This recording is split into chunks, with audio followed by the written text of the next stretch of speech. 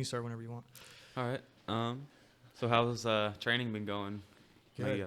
Yeah, just getting it going. I mean, Other than the elbow. yeah, the elbow's still a little hurt, but you can train around it and just do heavy on the left side. So my jab and my lead hook are mean right now. Yeah, so you're just upgrading your other weapons right now, which is nice. Yeah, for sure. How you been though? I've been pretty good. I had to step away from training for a while. I found out because I had my job offers like benefits and dental and everything, so my teeth have been hurting for a while since like before the last August fight, and about a few weeks after that, it wasn't too bad, but then I just kind of put it off.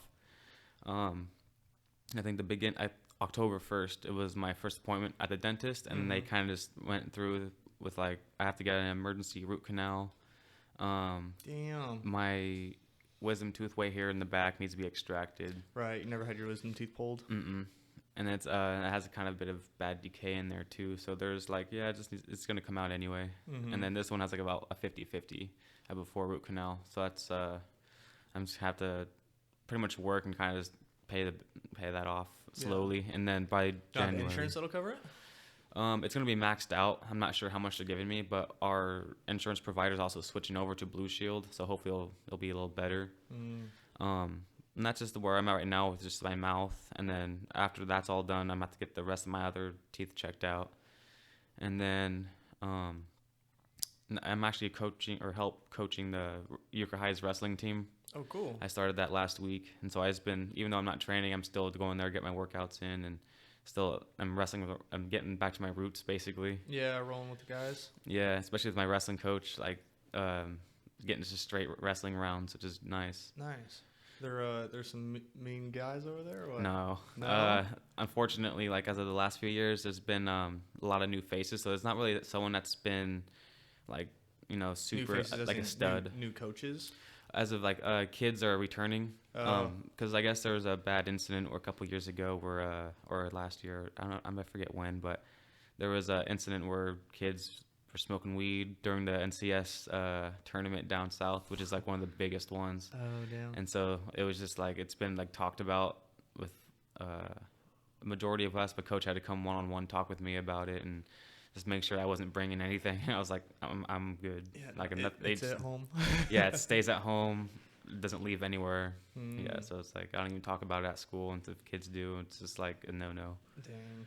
But yeah, other than that, it's been good. I plan on getting back into Lost Boys this week to help you guys at least get some couple good rounds in or whatnot, and help cut weight. Yeah. And then I'll still be at the fights too this weekend. Right on. Yeah, I don't know who's all cutting weight. I'm not cutting weight. I think Bo's fighting at 35, so I think he'll be all right. And then Austin's I think Austin's fight at 185 too, so he's not cutting very much either. Yeah, so he'll be good. Yeah. So where are you from? I'm actually from here in Eureka. Shit. Yeah, I'm born and raised. Local boy. Yep. Right on. I have lived Eureka? down in. Yeah. Yeah. Okay. Yeah. So you were born at St. Joseph's? I was actually born in the general hospital right next to it. I'm not sure if it's still the general hospital or if it's like a hospital for elderly. 'Cause I haven't been there in forever, but the last time I was there, it was mostly I think old. it's for elderly now. Yeah. Okay. Well, I was born there, born and raised here, and then I think when I reached 7 years old or 6 years old, we went down to LA, San Diego, one of those two, like around that area, and lived there for a while. I'm not sure how long, but it was definitely like around a year. I remember going to a couple schools down there. It was really cool. It was really nice. It's probably like our first house that we actually lived in was really nice. It was a bit of a culture shock going down there? It was. Yeah. At first, it was just like my mom found some friends and we all moved in together, and then they ended up moving out, and then we took the house over, and then it was cool. And then after that, like my mom started letting these families move in, and it was actually pretty cool. It was nice being able to kind of live around different families, because a lot of them were different ethnicities and stuff like that. My mom worked nights, so some of them were also watching us during the night. So it was like we got a chance to kind of more of a community. Yeah, and especially in a big area down there. And I remember this one morning we're driving to school. My mom just pulls over one day and she's like, "What's going on?" And she gets out. She pulls up like these dollar bills off the ground, but they're like hundreds. And she found like $400 on the ground just on her drive to school. Yeah, it was crazy. But and after that, we kind of just moved up here. I think the person or the estate that owned the house decided to sell it, so they decided to let us go. And that's when we just came back up here. Have you noticed like it's hard to leave Humboldt if you're from here? It's like it's hard to. Yeah, something always draws you back. Mm-hmm. I'm noticing that. Yeah, I think it's just because it's easy. It's so easy. It's easy to kind of find if you find a place, it's easy to kind of stay there and then make a living out here. Yeah. Kind of slows down the fast-paced lifestyle that it is down there. Yeah, I noticed that there's that good divide or that good balance of like nature, because we're living in nature, not so much living in a city that was like completely man-made. Like you can still be lost, 10, 15 minutes away from here. You can be just surrounded by nobody. Yeah. So it's pretty quick. Yeah, I remember the first time I saw like a huge building, I was like, whoa. Like it was like a definite cultural shock, because I've always been around trees, and my grandparents live in Willow Creek, and so every summer when we were little, we would go down there go up there for the whole summer. Yeah. So it's like I've been nothing but a nature boy growing up. Nice. Yeah. Yeah, and so you came back here when you were like in middle school then? Like around 9, I think 9 or 8. It was like 8 years old, because I remember coming back and I missed my whole second grade year. Okay. And so that was like 7 years old. So yeah, I came back, did third grade up until, stayed in elementary school, went to middle school here. And I think we did go somewhere else. Oh no, we stayed here. It was my sister and my family that moved down my 8th grade year. Okay. They moved back down because my mom got in contact with her biological father. And I guess he had a bunch of land and had another house that he was willing to kind of give to her. And so I wanted to finish out my last 3 months of my school year, because I was also wrestling, and my mom understood that she wanted me to, stay with my friends and at least finish out the year, because I was graduating in that school. So, but my sister, my little brother, my mom, and her ex-husband at the time all moved down, and it didn't work out down there either. As soon as right before my graduation, or the day of my graduation, they moved back up, and then from there, after my graduation was done, we ended up being at a different place, like a friend's house of hers that I never even knew before, because I was living with my grandparents out in Humboldt Hill, and I guess a huge fight happened between my mother and her ex-husband at the time that just came back to living at that house, so it just became a huge blow up. So that's what kind of started like the rough patch throughout like my first part of my high school career, because we were kind of bouncing around. Right. Instability. And when I was 13, I had gotten a girlfriend at the time, my 8th grade year, and so we were still together. Yeah. We were together at the time, and her family was willing to help me out. Like, cool. I ended up living there for like 9 months. Dang. My sister ended up staying with a friend of hers as well for the same amount of time, until my mom finally got stable and was able to move in with a friend of hers that we've known for a long time that used to watch us as kids. And so as soon as she got that place, we moved back in, and then after that happened, her friend ended up leaving the house too. So we were kind of staying there for a little bit until that wasn't working out anymore, and they got evicted. And from there, we went to the Mac Center, which is like it's a facility for it's homeless families to kind of rebuild themselves to get on their feet, basically. Here in Humboldt? Yeah. Okay. I think for as of like a couple years ago, they only made it for single parents and their kids, but back then it was for whole families. Yeah. And so the 5 of us were crammed up in a little tiny room, and it was nice. 5 of you? So your mom and you have 3 siblings? It was me, my sister, my little brother, my mom, and my stepdad now. Oh, okay. And so we were living there for quite a bit. As soon as the whole process of like how they get you on your feet is like they'll take in your income to keep about 75% of it in a safe for you, and then you kind of like keep the other bit of it for yourself. But they provide housing and food and things? Yeah. Okay. Like if you have CalFresh or like EBT, they'll probably take a bit of that too. And that way it helps with providing food for the entire facility. And then the parents will have to do chores for the facility, like dishes. No, like they have their own job for each day. Yeah. And then they have morning meetings to attend with the counselors and everything. Mm. And so it was more like a job for the parents to kind of stay living there. Right. And because a lot of them were just like guys or people that couldn't back on their feet, or they're ex drug users. And then people that really left from there became like they stayed stable the whole time after they left. Yeah. And that's kind of how where we were at. After we left that place, we found an apartment, and we were there for like 4 years. And then that was the last place I actually moved out. My mom's from. Mm. But living in that Mac Center about a month or a few months in, my sister just hated it. She didn't like the crampedness, and so she stayed off with her friends most of the time. And during that Thanksgiving break of that first year we were there, she went off to she raised her own money to go see her boyfriend at the time in Wairika. And my mom wasn't having any of it. She didn't like it, but she wanted to give her a chance because I was living with a girlfriend when we weren't stable. So she thought maybe it was okay for her or it was okay for herself to kind of go see her boyfriend for a week. But my mom was just like, well, if you raise up your own money, you're able to buy your ticket for the bus and go over there. And so she went and did that, but it was unfortunate that it was the last time you actually got to see her. She was in a car accident with the parents, and she was the only one to go. So it was like a hard, crazy year for my freshman year, and it was like right in the beginning. Damn, sorry to hear that, man. It's all good. It was really rough to kind of get over. It still is kind of hard to get over and talk about, but the more I talk about it, the easier it will get. Yeah, for sure. And then after that, like, it was hard to get back into school, wrestling, or anything. Yeah. How old was she? She was 14. Damn. Mm-hmm. And I was 15 at the time. We were only like a year, 2 months apart. So it was a rough patch in like the first half of my year or high school career. And then the only thing that really helped me like stay mentally there was like wrestling and stuff that kind of kept me busy. Mm-hmm. So I unfortunately I didn't commit myself the fullest in high school. So when I took up MMA after high school was done, I was like, this is my second shot, and like I want to put all my all into it, and it's got me this far so far. Mm. And it's crazy how it's a long journey it's been.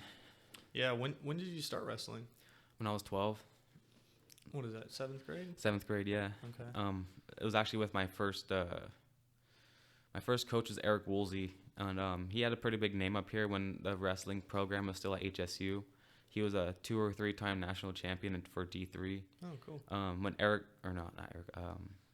Dave Schultz came to Humboldt one time, he actually got to wrestle with him. And Dave Schultz is a Olympic gold medalist or Olympic champion. But he also was shot and killed, I think 20 something years ago, because I think what happened was like the Schultz brothers were dirty wrestlers.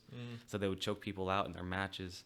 And so I think a lot of people just did not like that. And so Dave Schultz was shot and killed. I'm not sure if that was the entire story. But I remember. Hell of a reason to be shot. Yeah. Wow. And it was just crazy to hear about this guy that's always been in my life, you know, because I still go over there and see him. He's a family friend of ours, and he's wrestled like Dave Schultz. He's wrestled Dan Severns. It was a crazy story when he told me about that. It was like a tournament down in San Francisco, and at that year, like Dan Severns never been defeated. I think he had like 30 something matches, and 30 of them were like pins. So he knew he was so smart that, all right, he's gonna try to pin me somehow or cradle me. So as the match went on, he was actually beating Dan Severns by like 1 point or something. But then it was just like fighting Dan Severns where like he's got that last second takedown and got that last point. Wow. And he was telling me that after that match, his entire team lined up on the mat and shook his hand because it was just because Dan Severn had a huge name back then. Right. And so it was like the only guy that really brought it to him. So it was pretty cool. And that was your coach? Mm-hmm. Right on. Yeah. That's a hell of a coach. Yeah, and it's awesome going over there and kind of talk with him because it's so hard to impress the guy. Even with my wins in MMA, it's like could be in better shape. So I'm just like, I'm trying to get at least a wow out of him. Yeah. So it's like a goal to kind of like get that out of him. But then he tells me like to stick to the basics, and then I always kind of put that in my head for everything. And then it works. Definitely. It's knowing the basics and just mastering them. It takes someone that knows a bunch of techniques like out of their game. Yeah. And so wrestled through middle school and high school. How'd you do in high school? Freshman up until like my junior year, I didn't do too well just because, like I said, I didn't really commit myself. Like I was maybe practicing maybe 2-3 times a week, because the other days I just didn't want to do it. I was just like, I'm just gonna go home, lay down. And so my coach is always just badgering me about like, you need to come to practice and be consistent, this and that. And so once my senior year finally rolled around, that summer before it started, my coach was like, I have this one spot for you to come with us to this wrestling camp. And it's a Ken Cherto camp. Ken Cherto is an Olympian. I'm not sure if he really plays, but he's pretty well known in the wrestling world. And so we went to one of his camps out in Southern Oregon University for like 3 or 4 days. And it was brutal. It was almost like,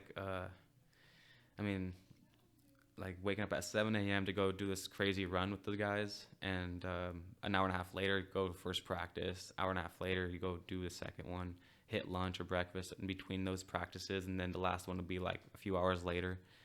And it was, it seemed like a training camp for fights. Like it was basically how I compare it now. And so when it came down to like fighting MMA, it kind of gave me a perspective of how I should be training. So I was training like one of those college wrestlers, just at least all those. I could try to get a workout in every few hours, or even just get 3 workouts in a day or 2 workouts in. I'll be all right. And then just the way they practiced was like, even though we had a crazy run in the beginning, they kept that first practice pretty light. So it was just like you're learning technique, and then you're just kind of taking it slow. And then the second practice is more like review or live. So depending on what it was, you'll either go hard or just review the drills and just keep drilling. And then the same thing with the last practice. So that way you're not like tore up like the next day. Right. Even though a lot of us were, not a lot of us were used to that kind of work ethic or workout routine. Yeah. So it was definitely a game changer for me, because I've always heard like camp makes you twice the better wrestler. And I never had the opportunity to go because it costed money. Senior year. Yeah, so in exchange for going to that, my coach had me work for him to pay off that spot off. So like I'd go to his ranch or his house, and because he had like horses and stuff, so I just cleaned horse crap all over his range, and pretty much I got like about 24 full hours of work in. And then we also went to one of his houses that he rents out, worked on their house or whatnot, whatever they needed me to do. So it was pretty cool. But yeah, wrestling's definitely helped me a lot. Yeah. Yeah, I remember seeing a picture of you. You were pretty overweight in high school. Yeah. I wrestled 215 to 220s and a few heavyweights. Oh, man. Just because I missed weight, or they asked me to go up a weight class because our heavyweight wasn't in. Yeah. How was that growing up with being overweight like that? Did you see any adversity, or were you like bullied or anything like that? I mean, not necessarily bullied. I was just always teased a lot. And I didn't, because you could probably smash them. Yeah, but I was also like really nice. Like I'm still a nice guy. I'm really mellow. So if someone ever talk crap to me, sometimes it takes a lot for me to be like to snap. Yeah. And so I don't necessarily snap like on strangers or even friends really, unless it's like I live with them. Someone that really is close with me has to like only sees that really ugly side of me, which is unfortunate for Casey and my parents. But he loves you, Casey. Yeah. I'm slowly trying to work on it. Yeah. But yeah, like I don't snap very often at all. I kind of brush things off. And so when that weight finally came off, it was so weird having people telling me like, "Oh man, you're in good shape," this and that. And when did that happen? After high school, but during high school, I thought I was in good shape, but I was still a little chunky. That was just because I didn't figure out the whole diet thing until the whole MMA stuff. So it got me used to being thrown around by bigger guys, having that weight on top of you and kind of carrying that weight. And I would beat a lot of guys just by using my speed. That's one thing that stood out from me, is that I was a big kid, but I can move around like a 170-pound guy. And so it helped me set the tone for like a lot of matches. I'd get the guys really tired, and a lot of heavyweights period, all I do is lock up and kind of just wait for you to tip over, or they'll shoot in for a single. Right. And that's like the only time they ever go for a takedown. And so if I ran into someone that was good, it was a tough one. But I did really well against guys that were pretty big. And then once I got out of high school and was like losing weight, got down to like below 200 pounds. It was like a huge milestone. And then once I did my first couple boxing bouts, I just decided to go heavyweight just because You boxed in high school? This was actually at the Sherry Heights event. Oh, okay. Like back in 2015. So after high school? Yeah, right after high school, about a year after. So you're like 19? Yeah, 19 years old. I trained to like 3 or 4 months in my own garage. After high school, I went and got a job at the fisheries down in Pacific Choice. Worked there for about a month. I knew that my income was about every week, and I wasn't paying very much rent to my mom, so I was able to save enough money to kind of buy my own heavy bag stand, mats, different gym equipment that I needed, like my fight shoes, all the gear. And I would just train out in my garage, and I lived about a mile or two away from health sports, so I'd go there and lift or whatnot and come back, do my training in the garage. And then I had a lot of friends that fought before, and one, for instance, Jason Kyle. His daughter wrestled for our high school wrestling team, his son as well. His daughter did MMA fights in high school when she was 16, and this was back at the time before Ronda Rousey got real big. Yeah. And so like it was a special thing because it was talked about everywhere, and it was on the newspapers, and it's like, man, this 16-year-old girl is just kicking everyone's butt, and it was crazy to hear. And I wanted to kind of pursue that, and then I was like, after like high school was done, but then I kind of remember like everyone that was wrestling was starting to do this now if they didn't go to college. Right. And so I remember the Kosies, Ryan and Lewis were huge in the wrestling community in Humboldt. And so I remember watching their fights, here and there before I graduated. And I was like, oh, they're doing dope. They're doing dope things. And Orion's just a savage, just winning belts everywhere. And I kind of wanted to, if I were to go train, it'd be with them.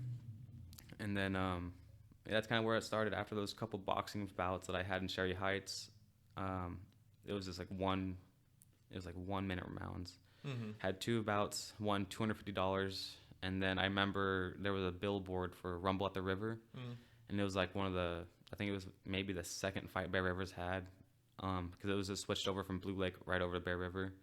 And then I hit Brian up on Facebook and was like, is there any room on the card? And then he was like, well, you want on? You're on. And it was kind of funny story how that kind of came to be, because I wasn't really wanting to fight in it, but I was just kind of seeing the opportunity. But since he was like, you're on, and I took it as like, oh, all right. So I was just like, I got 1 month, but I had told him that I'd want to at least train with you guys up until then, so I did. I remember my first day walking in there. It was at the old gym down the street here. Yeah. And it was back before they even remodeled it, so it was a small little dance studio. Like there was a huge hallway that was split, in between the mats where they were. They were just doing wall walks, and I was like, "What are they doing?" They're kind of just sitting there, and going up the wall. I was kind of like watching, and then one of them was he trying to jump in, and I was like, "All right." So I go in there, and right from the get go, we're doing wall work, and I had no idea what we're doing. Yeah. And so I was like, "All right, we're just wrestling." Sure enough, it's just against the wall. Should be easy. Wall, yeah. And then I was like, man, I was getting so tired. I was getting taken down by Josh. I remember Josh yelling at me, like, you're getting beat around by 145er. And I was like, oh, my God. And then I think after that, we went straight into sparring. And then it was when Jesse Lopez was there. I'm not sure if you know who he was. Oh, yeah. Like I was getting knocked around by him. And then he almost knocked me out. And then Orion was right after that, and he was beating me to death. I remember as the first kick I ever took to the head. It was a rough practice, but then I just kept showing up and being consistent, because that's all I was like, if I want to win this fight, I got to show up to everything. And so that's kind of how I treated it. And then I learned so much from that just 1 month. And then so on, after that fight, I won. The first MMA fight? Yeah. My first MMA fight, it was against Spencer Stevenson. People expected me to lose, so I didn't find that out till long time after that, because the guy had like one fight before. He's like heavy hands, but there was nothing really too crazy about it. I just remember going in there, and I just remember I threw a few punches and they felt weird. I wasn't too used to throwing punches, even though I had those couple boxing matches from a month the MMA before. gloves, they change everything. It definitely does. I felt like I was just throwing wind. It was crazy, and so I just was like, screw this. I went for a takedown, kept him on the ground, and second round I choked him out. So it was good. And then after that, I was doing a lot of striking. I was like picking up the striking a little bit more, and so my second fight came around and I actually had a last minute switch up. What year was this? Do you know? Do you remember? For the first fight? Yeah. 2016. Okay. Yeah. It was like May of 2016. It was actually the night of when Nate Diaz beat McGregor. Oh. So it was a huge night because I remember after the fights were done, everyone stayed and watched the pay-per-view and everyone got so sauced. I just remember as soon as the fight was done, I was the only one that kind of took off because I wasn't drinking or anything. Mm-hmm. And then the second fight rolled around that October, so it was about 7 months after. So hold on, how old were you for that first fight? Still 19. Okay, so yeah. Right out of high school then. Yeah, right out of high school. Cool. Had 3 fights total, so 2 boxing, 1 MMA. Mm-hmm. And then I ran into my first loss back in when Uriah Faber came up that one time for that show. Mm-hmm. When he first had it at the recreation center. I worked at like 0 wrestling, barely any grappling. So I was basically just doing MMA practices. And back then, I was only able to come to the gym 3 times a week. I was going to CR and I was working a lot too, mostly night shifts. That's also another reason why I couldn't go. Mm-hmm. But after that loss, I was like, man, that was some shitty stuff. Like I was so like, it got me down pretty hard. And it was like I was probably the most saltiest loss I've ever had because in wrestling, I never really got mad over losing. But when it came to like when I trained hard and I just remember having so much work put into it and I was just like, man, so this is what it's like. Mm-hmm.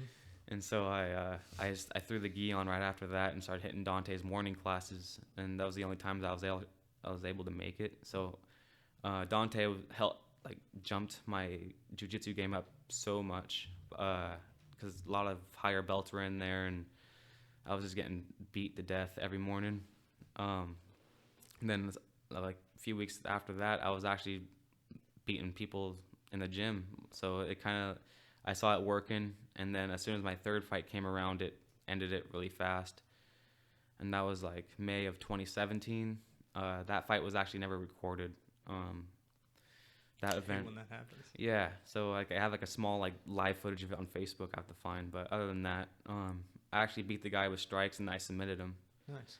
It was actually a really strategic fight. It was my first kind of fight that I had a game plan for. It was kind of easy to make a plan for it just because the guy that I had, I knew he fought 135 like maybe not too long after, like before, like a few years before, and he just got lazy and so he wanted to jump up to 170. And so I knew he was gonna be kind of chunky and smaller guy. Yeah. And it was. I knew he was gonna try to knock me out in that first round.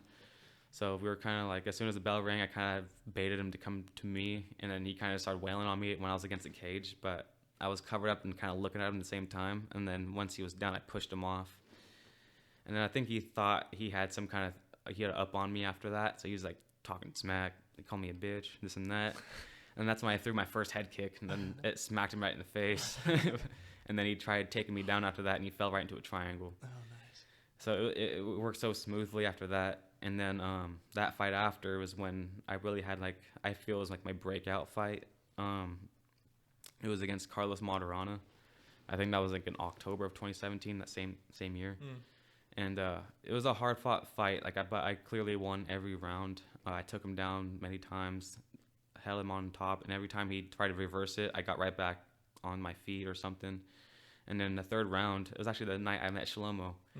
I remember Shlomo coming to talk to me, he was trying to get above the doctor because the doctor was trying to fix up the cut on my eye, and he was like, jab hook kick, just do that. And then I was like, all right. So as soon as the round started, I threw a jab hook, and then the jab hook kick, and that kick landed so flush. And then after that, it was just kind of like, okay, I know I can do this. And so I just training hard after that. And then yeah, that was like one of those fights where I kind of learned a lot about myself because I was exhausted after that second or whatever round it was. I was like man, I'm pretty tired. And it's cool having those kind of fights to kind of figure yourself out or see what you're made of. Even though like I don't know, like no matter how much training you can get, it's like you're not exhausted to that point. Yeah, there's something about the nerves that just drains you, like even more. Definitely. More than usual. I think I learned to calm that down as experience goes. Just kind of being in your own zone, just kind of chilling out up until that point. I remember the first couple of boxing fights I had, I was literally shadow boxing the entire time up until I got up. So I was like warm the entire time. So once I was fine for my first fight, but when the second fight came around, my legs were shot. It was like, man, this was weird. But what was your first like exposure to MMA? Like when did you first see like an actual MMA fight on TV or not? On TV, I've always been like, it's always been on TV when I was little. My uncle's been into it. Like in UFC, he's a big Nick Diaz fan and Anderson Silva fan. So I was always kind of familiar with MMA, but not too much with like the fighters or anything. It was before I even started wrestling. So I didn't really have an interest in it until like I think when I was 11, my friend Ramsey introduced me to WWE. And actually I got into that because I watched TV so much as those years, and then it was like entertainment, but then I also I was young enough to believe in it. Right. So when my friend Morgan, he was the one that wrestled in school, so he told me to come to this practice.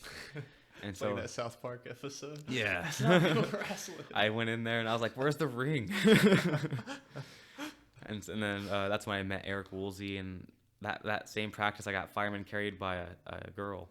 Nice. And so my mom saw that, and so she laughed, and I knew that she wanted to keep talking about it, but it kind of drove me to go in there more. Right. And so like, even though I was getting my butt kicked by this girl, but she was in high school at the time, and she had like 7 years of experience. Yeah.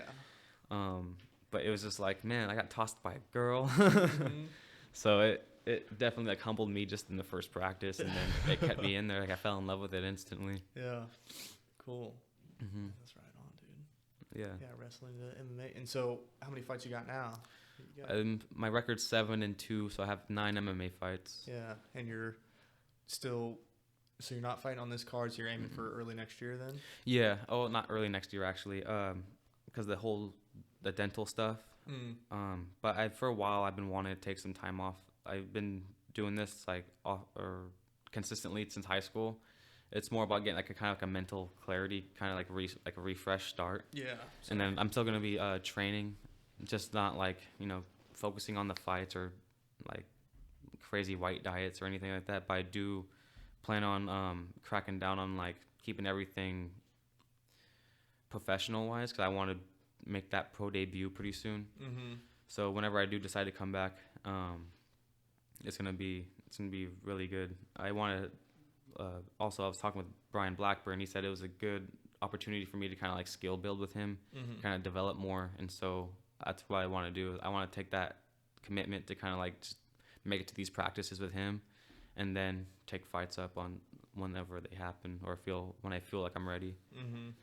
So you want your next fight to be your pro debut? That's what I'm planning. Yeah. For this fight, I took this fight just because the guy that I was gonna fight, he called me out in the last event.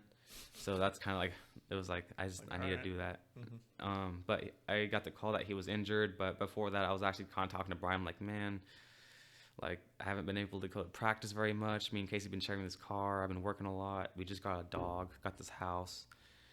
But he kind of took it like, I'm just doing a whole bunch of adult stuff, which is true. But I feel like for me, I feel like I need to take this kind of step, kind of like, I can't take so much on my plate right now, especially with this one car, and we're trying to save up, or not save our money, but kind of conserve our money a bit, especially with gas. So I'm just kind of like taking a step away, but then I'll be there when I need to be there, like for the guys and whatnot.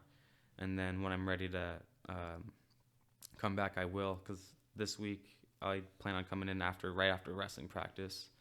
So I'll be, working out from like 3:45 up until about almost 10 o'clock. Just helping the guys out. So that's where I'll be this week, and then for after this week, I'll just be committing fully to this wrestling team, kind of making sure I can stick this whole season out because I've done this before, but I wasn't able to finish it, and I'd like to finish it. So yeah, help out coaching. And that's just kind of just giving back, and I feel like I owe the team and owe my coach because of all the times I kind of came in there to help out and said I was going to be there and just not be there. So it's kind of like I need to do it for me too. How old are you now? I'm 23. Okay. Yeah. Yeah. So pretty young still. Yeah, you got some time. Yeah. And then if opportunities come up throughout 2020, like jiu-jitsu tournaments and striking tournaments, I've been talking about wanting to do those for a long time. So I'll be training jiu-jitsu and striking just in case those ever pop up. But as far as like MMA fights, I don't know. Yeah. I feel like if I just get my hand or my feet dipped in water for tournaments, I feel like I'll be more confident in just taking whatever I want to do or doing whatever I want to do. And also, as going out of town just is it's also a pain in the butt if you work, you know. It is, yeah. It takes time, money, coordination, committed team. Yeah, and it's like if we could, like for the entire year, just have like all these events kind of posted out on these calendars or something so that we can kind of plan it out way ahead of time instead of like, oh yeah, there's one this month, let's go. Yeah, like who wants to go? Like, well, it'd be nice if I knew about it a couple months ago. Yeah, it's a plan ahead and actually have some money saved up for it. Cause there's also like hotel and food, all that other stuff. I remember that from wrestling. But yeah, and then I think the only out of town fight I really had was the Napa, and you were there for that. Yeah, both lost on that one. Yeah, that was my first loss. Yeah, but you fought hard in that one. It was just that crazy weight cut or the same day weigh-in. It was just a different. That was shitty. And I think if we were to ever do that again, I think we'd have a different approach for sure. I would just go up a weight class. Fuck it. Yeah, I think if I would just do a different weight class too. Yeah. Depending on where my weight was at. Like right now, I'm sitting at 180. I'm pretty light right now. Yeah. So like. But even 10 pounds and then fighting that same day, like. Yeah, I remember when I was doing that, I cut my weight before I went all the way down, and I sat in a sauna just for 1 pound, and I threw up everything. Yeah. Oh yeah, I remember. Yeah, that was gnarly. But. So how do you think growing up with your, should I say troubled childhood, but challenging childhood helped you like kind of cultivate your stature and your demeanor today? You're a little bit more. I notice you're quiet and you're really nice and reserved, but there's also, same in me. It's like, yeah, we're nice until it's time to let it out. Until the doors close. Yeah. It's definitely. I think it helps me out a lot just because I'm more. I can feel for people if they've had the more same empathy. Yeah. And so and then I found I kind of taken it. Sometimes it's how would I say? It's like an unbalance between like, okay, I mean, I'm not really going through that hard of a time right now. I can get through it. And then sometimes it really ends up being like more of a serious thing. And so that's kind of where I'm at. Like I'm trying to figure out when it is okay to speak my mind instead of like kind of holding it in and then have it come out at a later on time and have it be a huge ordeal. Right. It's kind of like a balance I'm trying to find is like when it's okay to kind of like let my emotions out a little bit to kind of speak my mind, and then when it's not really when it's uncalled for. I know that with my family, mostly with my mom and my grandma, they like to speak their mind, but sometimes it's like about anything if they don't like it. And so like some of it's kind of uncalled for.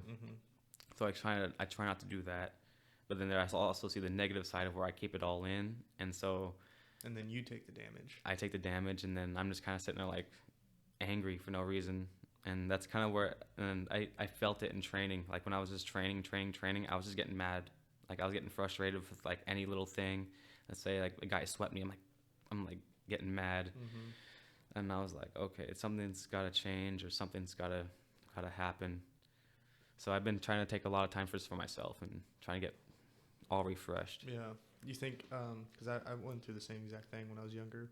I'm not that old now, but I definitely don't lose my temper like in the gym anymore, or like really at any point. Like I pretty much got it under wraps. There's a couple occasions where like I just kind of lose it, but I do notice that the quieter individuals usually have something that in their past that kind of makes it to where they're like, okay, well, I'll just be quiet now. Do you think within like the last couple of years you've been able to kind of get a hold on maybe your outbursts, or just when you see something that you don't like, that you can kind of detach yourself from it and be like, okay, let me just? Not until I got with Casey. Oh, okay. When did you meet her? I don't even know. We knew of each other back in like 6th grade at Zane. Oh, she grew up middle here school. too? Yeah. Oh, okay, cool. But we never really talked or even knew each other back then. But we when we connected like in last February or February 2018, she remembered me, and back then I looked way different. I mean, other than my face, like I was still a chunky kid. I had long hair back then. I wore well, not too much longer than this now, but it was like down to here sometimes. Yeah. And I wore ratty clothes, and so it was just kind of cool that she remembered me from back then. And I looked, I was still like I was pretty deep in MMA, and so it was funny because when we started talking, I was getting ready for that St. Patty's Day fight, and so I was like, come out to the fights. And she knew nothing about MMA. She didn't really have an interest in going, but then until that event happened, she was so into it. And so it's just like, it's crazy how MMA and fighting just brings people together, I guess. And so but she actually went through a lot of the same kind of things where she didn't speak her mind a lot up until like her last relationship before me. She was able to speak her mind. She became like a whole new person because a confidence booster. You love yourself more. And so she was able to kind of leave that environment that she was not liking. And then when we kind of came together, as I'm still learning, and she still gets on my ass. Like she'll yell at me and stern me and tell me what I'm doing wrong and why it's happening and what reaction it's causing. And so instead of me having this picture like I'm not doing nothing wrong, I'm just sitting here quiet, she paints the entire picture for me and tells me what's going on, why it's like, how is it affecting with everyone else. Yeah, just because you're quiet doesn't mean you're not in the wrong. Yeah. And so I'm still like figuring that out. But it's nice though, because like she's giving me that she's been really patient with me. And so I owe it to her and a lot of other people to, like, even myself, like, to really just get a hold on this thing and speak my mind when I need to.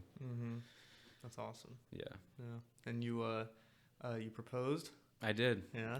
4th of July I did. And then it was like a unexpected thing. That's what I wanted, because we talked about getting married before, and we were actually getting ready for it, but she didn't know when I was going to do it. Like, it's been months when we've had her ring for a while. But I 4th of July, we're going to go to my parents' house in Willow Creek, and she loves my parents. Like, she treats them as her own. And so I thought it was just perfect. And then she did not see it coming, And so it was like a big thing for me. Is like, I didn't want her to see it coming. Right. So just like the opponent. Yeah. That's I had to really strategize it. And then you want to tell that story? For the proposal? Yeah. I mean, it's kind of straightforward. Like, we kind of just, I don't know if we randomly just popped up at my parents' house or we planned it, but yeah, we didn't really do anything for 4th of July. My brother has actually been going through a hard time, so I kind of want to be there for him. So we went up there, and then he was there when it happened, so it made him feel really special. Cool. Because he was like, I saw this, and my brother looks up to me a lot. Like, he has my camo gloves, like, tacked onto the wall, same with that poster that we had. Oh, cool. And so, like, he looks up to me a lot, and he started going to Lost Boys for a little bit when my mom was able to bring him down for, like, those wrestling practices that they used to do. So, like, it made him feel really good that he was the first one to witness or even, like, hear about the proposal. And then everyone else found out by Facebook. Right. My parents went to bed super early, so they weren't there, and I went to wake for it until the next morning when we finally told them about it. But everyone else. So it's just you, Casey, and your brother? Mm-hmm. Cool. Yeah. Thing with me and Casey, like, we like to keep it real private. Yeah. Like, even with our wedding, we want it to be kind of small. Mm-hmm. But as the time goes on, we're, like, adding more and more stuff. And so we had originally planned a July wedding, like, for the summer, just because we like the summer. Mm-hmm. But then later on, we realized, like, it would probably be better to keep it on our actual anniversary, just because it'd be easier, and also, I don't know, we both like our anniversary. Yeah. So it's going to be on February 22nd. Cool. Yeah, and it's going to be at her aunt's barn in Bayside, and then the reception at the Bayside Grange. Nice. Yeah. Congratulations, man. Thank you. Should be fun. Yeah. You gonna have a kid anytime soon, or is that? We've been talking about it. Yeah. 90 times soon.